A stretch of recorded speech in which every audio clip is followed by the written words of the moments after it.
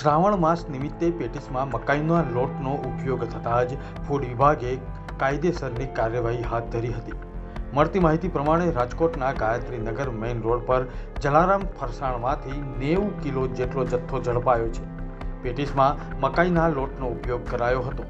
Food વિભાગે આ વાનગીના નમૂના લઈને વડોદરા ખાતે તપાસ અર્થે મોકલી આપ્યા છે।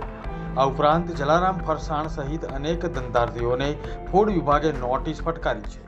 હવે પવિત્ર શ્રાવણ માસ શરૂ થાય એટલે ઘણા બધા લોકો ઉપવાસ એકટાણા કરતા હોય છે કે ઉપવાસમાં અનાજ વગેરેનો ત્યાગ કરતા હોય છે। તો આવા ઉપવાસ એકટાણા લક્ષીને આપણે દરેક વર્ષે શ્રાવણ માસમાં કાર્યવાહી કરીએ જ છીએ। તેના અનુસંધાને આપણે ગઈકાલે જે પરમ દિવસે સોમવાર હતો તો સોમવારે વધારે લોકો ઉપવાસ એકટાણા કરતા હોય છે। સોમવારે આપણે સઘન ડ્રાઈવ કરતા હોય છે દરેક ઝોનમાં ટીમ બનાવીને અલગ અલગ। તો આ દરમિયાન આપણે ગાયત્રીનગર મેઇન રોડ ઉપર જલારામ ચોક નામની જગ્યાએ જલારામ ફરસાણ નામની પેઢીમાં તપાસ કરેલ હતી ત્યાં સાંજના સમયે।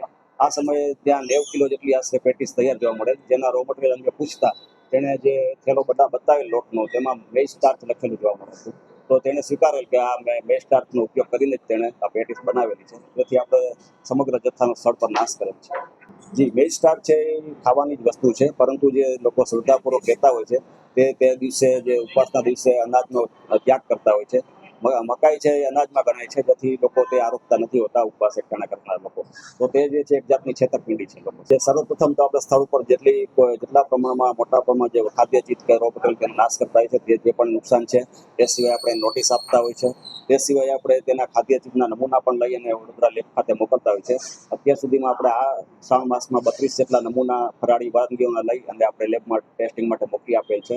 એ સિવાય 125 થી 150 કિલો જેટલો ખાદ્ય ચીજનો નાશ કર્યો છે। આવી જગ્યાએ આપણે નોટિસ પણ ફટકારેલ છે। જી, રાજકોટમાં જે સ્થળ પર જે વિસ્તારમાં વધારે ફરાળી વાનગીઓનું વેચાણ થતું હોય તેવા રોડ કે વિસ્તારો આપણે પહેલા પસંદ કરતા હોય છે અને રેન્ડમલી દરેક અલગ અલગ ટીમ છે તે અલગ અલગ જગ્યાએ ચેકિંગ હાથ ધરતી હોય।